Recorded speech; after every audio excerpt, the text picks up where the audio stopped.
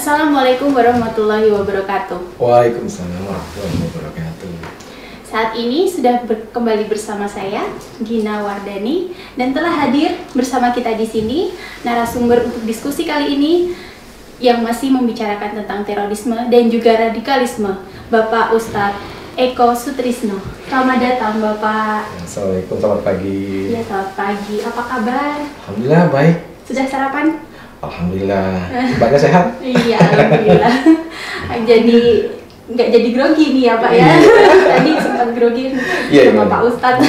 Iya, biasa aja. Ya. Monggo. Kalau melihat perkembangan situasi dan kondisi nasional saat ini nih Pak, sejak beberapa bulan terakhir ini kita masih dihadapkan pada radikalisme khususnya FPI dan HTI. Itu Bapak melihat perkembangan pemberitaan dan juga perkembangan dari kasus-kasus yang menyangkut kedua organisasi tersebut bagaimana Pak? Baik, awal memang di dalam pemberitaan sini adalah sesuatu yang memang harus terjadi. Artinya kejadian bahwa dan langkah pemerintah sudah tepat. Radikalisme itu kan dipahami kadang-kadang sebagai suatu hal yang negatif sekali. Padahal aslinya radikalisme itu ada sesuatu yang berbuatnya sungguh-sungguh untuk mencapai kebenaran dan kebaikan. Nah, distorsi ini terjadi ketika mulai masuklah radikalisme terhadap negara dan juga terhadap masyarakat itu sendiri. Kita sepakat bahwa negara ini, ini adalah negara yang berdasarkan kesepakatan. Dan Pancasila sebenarnya adalah ijtihad para ulama. Jadi kalau itu dikatakan bahwa kebanyakan mereka, kenapa mereka menjadi radikal? Karena apa yang mereka inginkan adalah mengganti apa yang sudah menjadi kesepakatan bersama tadi. Baik secara perbuatan maupun secara ideologi. Nah, ini yang harus dipahami sama masyarakat. Jangan sampai ini terjadi dan menjadi habit di dalam kehidupan kita. Nah, manakala radikalisme itu menjadi patron, maka apa gunanya aparat? Nah, disitulah pentingnya bernegara, karena aparat mewakili sifat Allah juga, yaitu yang maha menjaga. Dan disitulah kaidah-kaidah agama Indonesia bagi saya itu negara yang keberterimaan terhadap idiom Islam itu luar biasa dibanding negara Timur Tengah sekalipun even. Jadi kalau dikatakan bahwa kita, menurut pemahaman mereka kan kita dianggap negara sekuler dan togut dan sebagainya lah ya. Dan mereka menginginkan mengganti menjadi negara khilafah. Itu HTI, terus FPI dalam cara-cara mencapai pembenaran terhadap penerapan syariah dengan cara-cara kekerasan misalnya sebagian. Nah, ini penting untuk kita pahami bahwa jangan sampai itu menjadi patron. Nah, saya melihat perlu untuk semakin program yang terarah dari kita semua, terutama dari BNPT, untuk menangkal pemahaman radikalisme dan terorisme. Karena kalau saya mengutip Pak Nur Wahid ya dari BNPT bahwa tidak ada hubungannya tuh teroris sama radikal dengan agama sebenarnya. Artinya pemahaman ini berasal dari akal yang menunggangi wahyu. Bahasa saya gitulah. Nah, artinya apa? Orang menafsirkan sesuatu berdasarkan akal dan pikirannya. Baik, maaf saya potong ya. Tadi kan ada agama, bernegara dan apa sebagainya. Terus beberapa waktu terakhir ini mungkin Bapak juga pernah membaca beritanya tentang radikalisme yang menyebar lewat lembaga pendidikan. Terus ada pemberitaan mengenai dekan salah satu universitas itu sempat dicopot juga. Itu karena disinyalir beliaunya aktif di salah satu organisasi radikal. Itu bagaimana ya Pak? Apakah sudah benar bahwa mencopot jabatan tersebut dan itu juga termasuk dalam menanggulangi terorisme dan apa sebagainya dan radikal dan sebagainya? Ya, kami bersama baik NU dan Muhammadiyah dan beberapa ormas sudah mengindikasikan ini. Karena terhadap kegiatan mereka kita pernah bersinggungan juga. Artinya ketika kita pahami selama 10 tahun terakhir bahkan 12 tahun terakhir ini ketika awal mereka masuk, artinya ketika pemahamannya yang diimpor dari Timur Tengah, yaitu yang kalau HTI dari Palestina. Sebenarnya pusatnya di London. Pak almarhum Taqiyuddin an-Nabhani ini adalah aktivis di Palestina ya, yang juga berafiliasi dengan Partai Ba'ath. Mungkin orang juga belum tahu tentang itu. Ya, nah harusnya dan pemahaman ideologinya ya jelas Partai Ba'ath paham ya, sosialis dan sebagainya. Dan itu adalah hal yang perlu dipahami. Ini yang bahayanya. Kampus itu adalah penyemaian nilai-nilai idealisme dari suatu kehidupan, apapun ilmunya. Maka di situ akan masuk ke dalam ruang-ruang pikiran para generasi berikutnya. Dan ini bahayanya kalau itu dimasukkan ke dalam alam pikiran. Dan itu sudah terbukti. Generasi milenial kita itu berat indikasinya hampir 5 juta pengikut loh mereka. Dan itu Mbak bisa bayangkan misalnya, dan mereka secara masif dari kakak mahasiswa itu masuk ke SMA, ke level rohis-rohis. Dan itu sampai ke level SMP pemahaman itu, dan akhirnya ini yang bahaya ketika mereka tidak kita tidak paham sampai sejauh sana. Tapi saya di lapangan tuh melihat itu. Artinya perlu kita imbangi secara bersama-sama, tidak hanya pemerintah tetapi juga seluruh stakeholder negara ini. Yuk sama-sama, ini negara kita rawat bersama karena ini kewajiban kita. Bagi orang yang beragama, ini rumah saya dan harus saya rawat dan saya lindungi gitu. Artinya jangan sampai pemahaman yang menempatkan akal di atas wahyu, kalau bahasanya Mu'tazilah atau Khawarij ini berkembang di Indonesia. Dan zaman Nabi sudah ada itu. Itu digawangi oleh Ibnu Muljan, dan jangan salah, mereka itu ibadahnya luar biasa, tahajudnya segala macam. Jangan salah, jangan tertipu dengan identitas. Nah, itu. Kita gampang tertipu. Kebanyakan kita ikuti itu. Bisa bahasa Arab sedikit, gaya-gaya gitu, daki gaya dalilnya cocok, harus dianggap gitu. Padahal bisa jadi ketika dirunut ya keilmuannya tidak musalsal nyambung ke Kanjeng Rasul. Nah ini harus dicegah. Kita harus selektif juga artinya dalam memilih guru, memilih seseorang untuk menjadi panutan. Nah, mereka ini memang ya kita ngamatin ya. Jadi sistem mereka sistem sel, seperti juga kebanyakan underground di awal mulanya mereka melakukan sistem sel ya, 7 orang, 6 orang, kemudian membentuk kelompok, liko atau halakah bahasanya. Itu kemudian baru meningkat sampai ke level provinsi dan sampai negara. Dan mereka juga sebenarnya juga secara internal dikendalikan langsung dari pimpinan yang amirnya sendiri. Ya, itu kita harus tahu persis DNA dan genealoginya mereka. Nah, even walaupun FPI awal mulanya untuk nahi mungkar, tetapi juga mereka kadang-kadang disusupi oleh orang-orang yang memang sempalan dari yang tadi, yang namanya ideologi takfiri.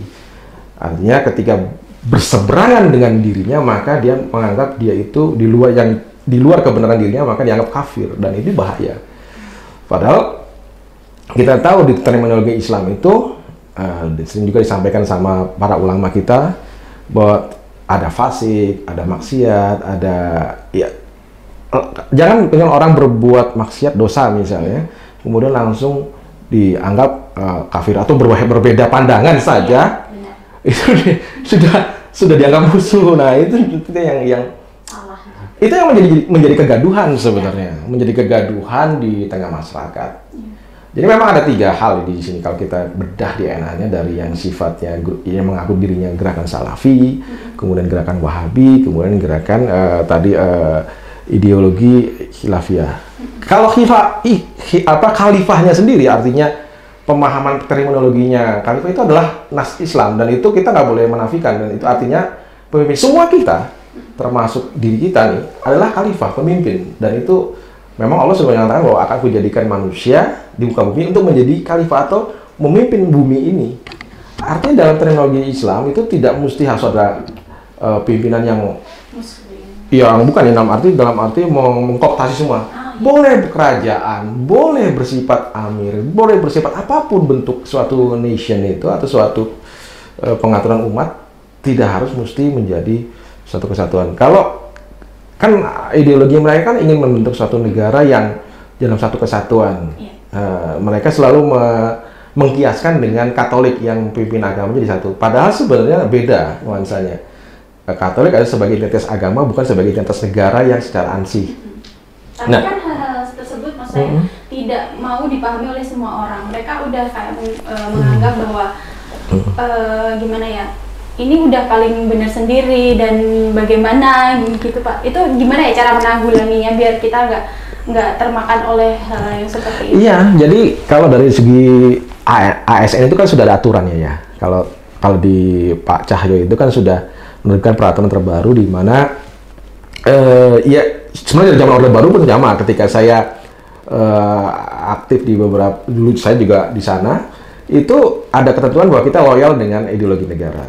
Dan sepanjang so far kita harus pahami semua teman-teman juga nih ya, semua masyarakat.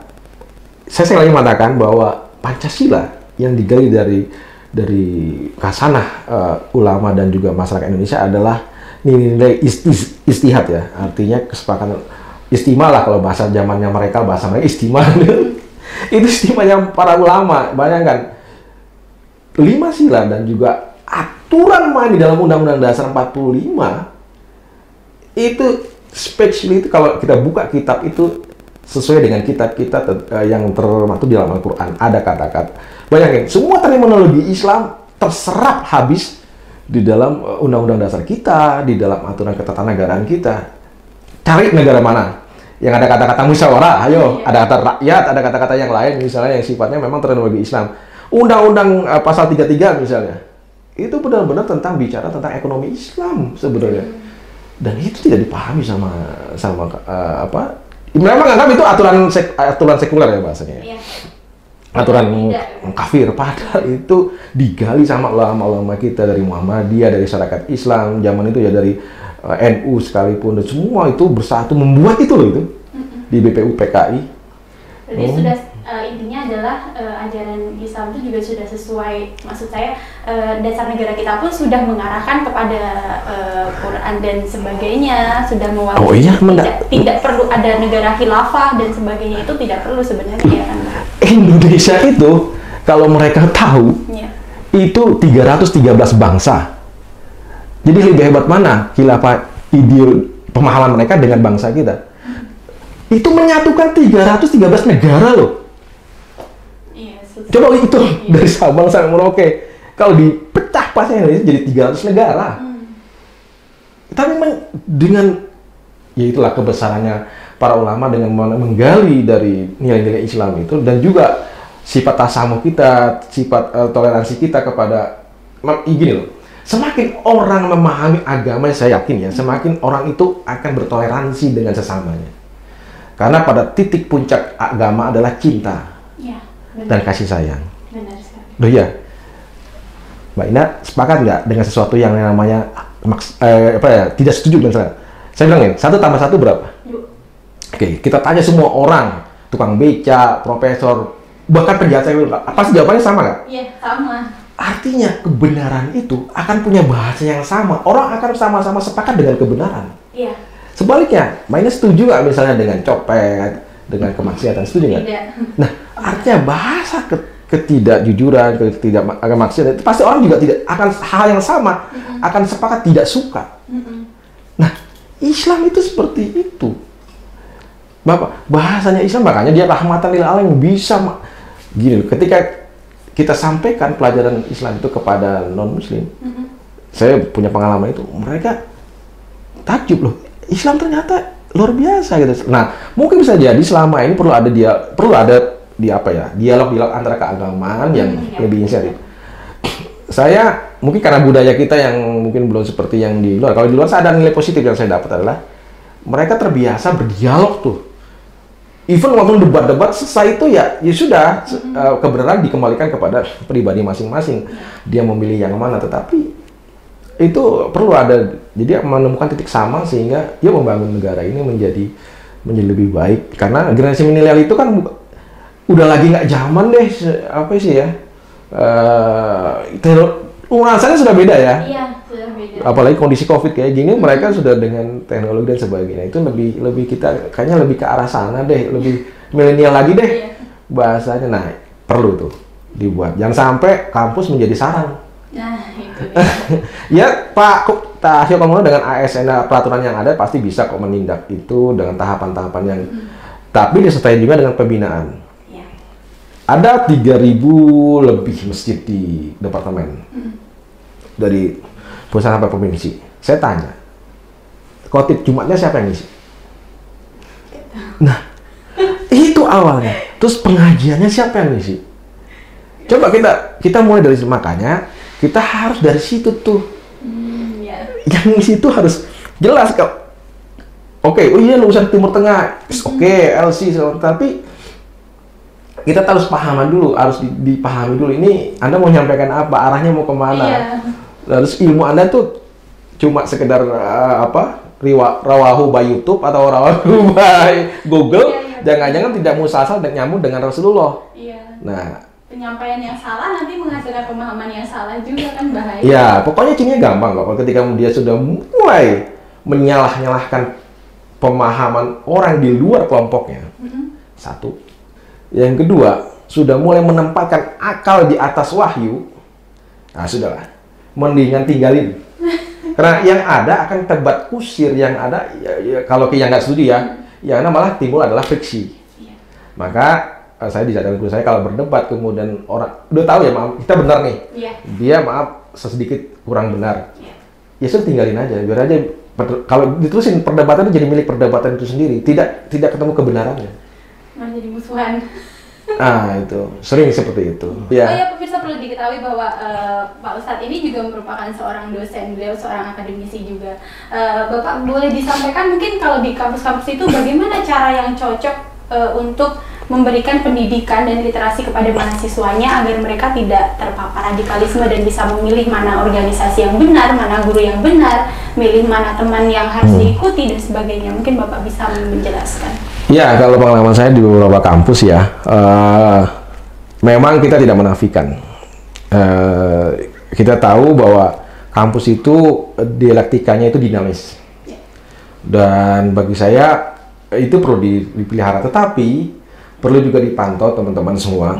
Di kampus itu juga mereka bisa menyemai kader-kader berikutnya. Bahkan banyak yang kita ketahui ya di mungkin kasus-kasus yang terakhir di BNPT para pengantin bom itu banyak kan malah dari jebolan kampus-kampus yang ternama lagi. Iya kan kampus-kampus negeri Bang. Saya pikir gini ya, dulu kan ada namanya ospek ya. Nah, ospek itu ada di zaman saya ngalami yang namanya penataran Pempa. Mungkin itu perlu lagi dari tim BPIP ya, itu perlu dimasukin lagi tuh ideologi tentang Pancasila di dalam aspek kampus. Itu yang kedua. Gini loh, ketika mereka melakukan kegiatan itu sangat menarik, tidak semenarik apa yang kita kegiatan dilakukan oleh kampus misalnya. Ya nggak tahu, mungkin keterbatasan anggaran atau segala, tapi mereka didukung dana yang saya nggak tahu kalau bikin kegiatan itu apa ya, kalau undang artis itu sudah dananya luar biasa gitu. Saya pikir dananya dari mana gitu kan. Sedangkan kita pernah bikin apa ya, istilahnya dananya mesti todong sana todong sini gitu ya. Tapi sebenarnya yang perlu dilakukan adalah pemahaman dari teman-teman kampus sendiri, terutama dosen, untuk menarik orang-orang milenial ini tertarik terhadap apa yang kita inginkan. Mereka bisa seperti itu masuk ke sana karena di sana nyaman, dibuat nyaman senyaman-nyamannya. Jadi gini, saya mau kasih pengertian gini. Ini kubu keburukan, ini kubu kebaikan. Pertanyaan saya, orang akan beralih dari satu tempat yang nyaman ke tempat yang tidak nyaman menjadi nyaman karena ada apa? Ada sesuatu yang menarik kan di sini. Iya, benar. Dan dia dibikin nyaman di situ. Iya.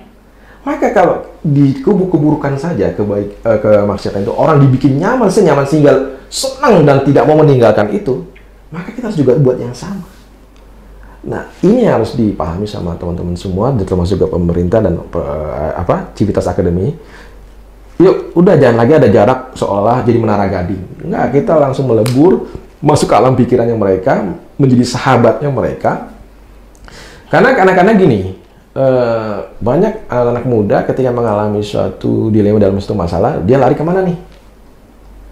Ya, ikan kita punya banyak departemen nih, harusnya kayak departemen sosial, departemen agama, punya rumah-rumah singgah nih.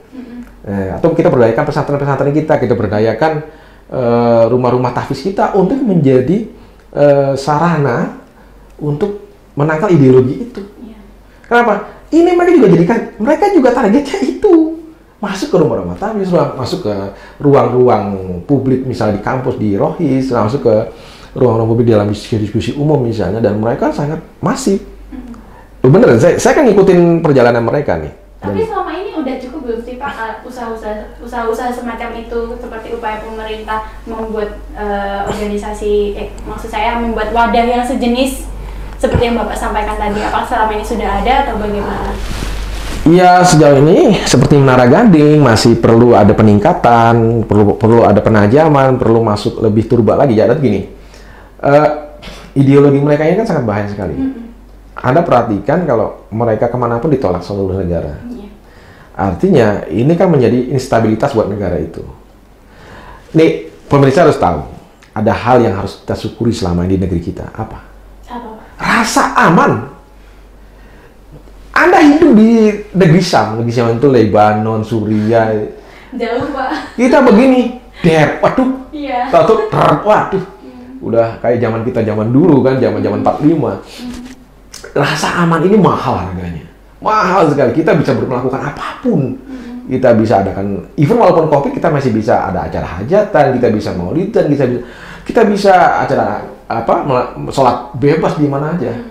Saya pernah ketemu sama orang-orang walaupun Sunni atau mereka mengaku aswaja di orang-orang luar negeri. Mereka itu heran sama orang Indonesia. Dan Anda tahu nggak, saya ketemunya di pelosok desa, mereka nyebar masuk kemana-mana tuh. Saya tanya, kamu ngapain? Saya dari mana? Oh, dari India, dari Pakistan, dari mana segala macam. Saya tanya, kamu apa? Sunni, Syiah segala macam. Oh, saya ini. Jadi Pak, saya heran di sini Pak. Herannya kenapa Pak? Masjid-masjid kita itu luar biasa, Islam di Indonesia luar biasa, begitu benar rahman. Kenapa? Nggak ada ceritanya itu, misal orang Muhammadiyah, organisasi orang Mas Muhammadiyah, sholat di masjidnya NU ditolak, nggak ada ceritanya. Orang NU sholat di Muhammadiyah, nggak ada cerita, atau di Persis, nggak ada ceritanya tuh. Di negeri kita itu orang sholat di beda pemahaman fikihnya, ditolak atau mazhabnya.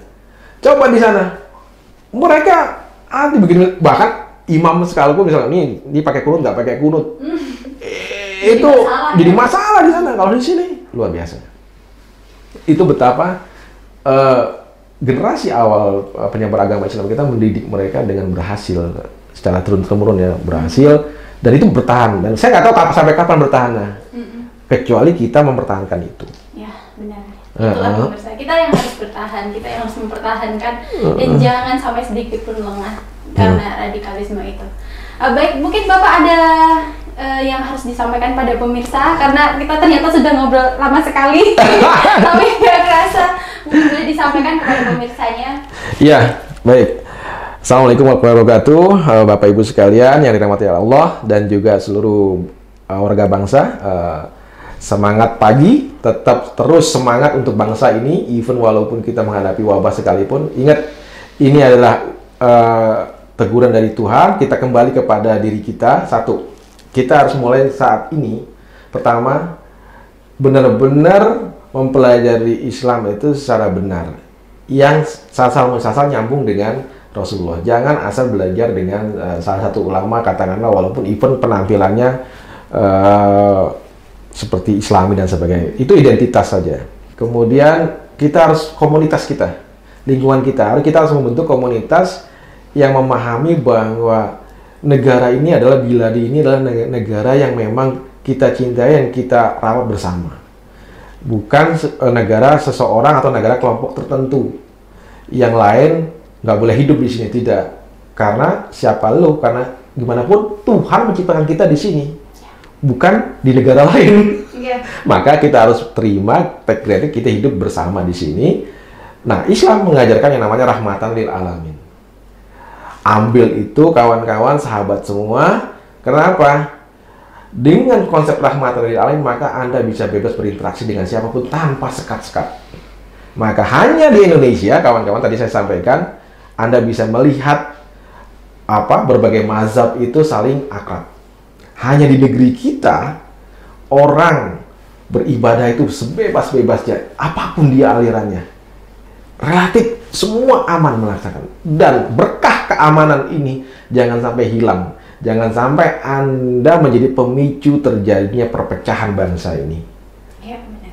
Oke, rasa aman adalah anugerah dari Allah. Dengan itu kita bisa beribadah dengan tenang, berlakukan suatu kegiatan dengan tenang, dan bisa memajukan kehidupan kita, kesejahteraan kita. Sekian itu. Terima kasih. Assalamualaikum warahmatullahi wabarakatuh. Baik, terima kasih Bapak atas kehadirannya, makasih atas penjelasannya. Terima kasih juga pemirsa sudah sepanjang ini mengikuti perbincangan dan diskusi dari kami. Terima kasih, saya Gina Wardani pamit undur diri. Wassalamualaikum warahmatullahi wabarakatuh. Waalaikumsalam warahmatullahi wabarakatuh.